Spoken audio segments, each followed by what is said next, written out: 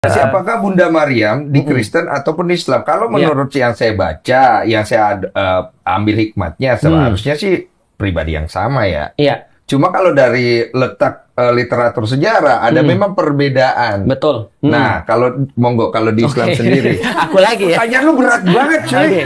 Serius. Iya. Maryam di dalam Al-Qur'an itu dikatakan sebagai anaknya daripada keluarga Imron. Imron, iya. Keluarga Imron. Dia punya ibu namanya sama. Karena memang balik lagi orang-orang Muslim juga mencarinya daripada Israiliyat namanya. Jadi dalil-dalil Israiliyat atau Alkitab sebenarnya. Jadi dia punya ibu namanya Hannah. Lalu kemudian dia lahirnya di Baitul Maqdis. Jadi kalau dalam bahasa Ibrani Bait Hamikdas ya. Dia lahir di situ di daerah Masjidil Aqsa yang sekarang. Dan pada saat itu ibunya pengen banget bahwa dia tuh jadi seorang laki-laki. Karena yang boleh melayani bait Allah pada saat itu adalah laki-laki. Iya. Tapi ternyata pas lahir perempuan. Wanita. Nah, wanita. Maka kemudian ibunya kayak, ya aku udah niatin untuk laki-laki, untuk kemudian di Bait Hamikdas gitu kan ya. Tapi ternyata yang lahir adalah perempuan. Wanita. Tapi karena punya ordal, punya orang dalam. Karena entah ada dua pendapat, ada yang bilang sepupu, ada yang bilang ponakan. Jadi ada yang bilang sepupu, ada yang ponakan dengan Elizabeth. Dan Elizabeth ini adalah istri daripada Zakaria. Nah, Zakaria ini adalah pelayan Baitul Maqdis. Jadi dia adalah nabi yang melayani Baitul Maqdis pada saat itu. Maka Maryam ditempatkan wakafalaha Zakaria, dan dia ditempatkan pengasuhannya di bawah Zakaria dari keluarga Imron tadi. Nah, dan dia akhirnya menjadi ukhti-ukhti masjid. Iya, itu yang disampaikan ya. Ukhti-ukhti masjid. Dalam bahasa di Islam. Dalam bahasa di Islam, yaitu adalah di Bait Hamikdas itu. Nah, suatu waktu Zakaria ini bingung nih. Kenapa? Karena dia udah tua, renta, bungkuk, istrinya sudah menopause, istrinya sudah tua, renta banget, dan nggak mungkin punya anak. Sementara nggak ada yang lanjutin dia jadi nabi. Maka dia berdoa pada Allah pada saat itu minta untuk punya anak, tapi nggak dapat.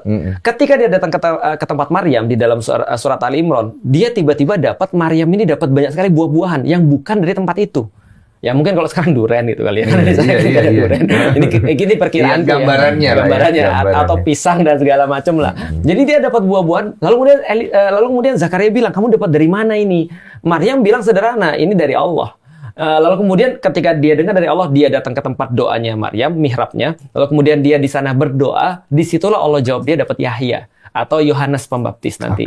Nah, jadi ketika dia dapat Yahya ini duluan lahir daripada Yesus, akhirnya Isa. Jadi ketika dia berdoa di mihrabnya Maryam, dia dapat Yahya langsung dijawab.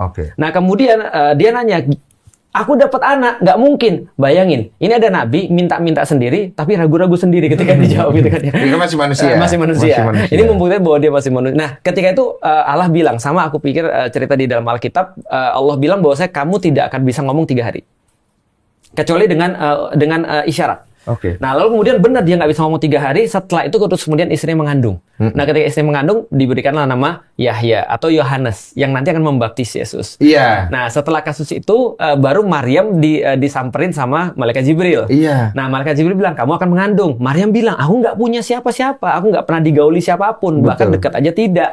Bagaimana aku bisa hamil? Lalu kemudian Jibril bilang, kamu sudah ditentukan kamu hamil. Lantas tiba-tiba dia hamil, menurut pendapat para ulama 1 malam aja.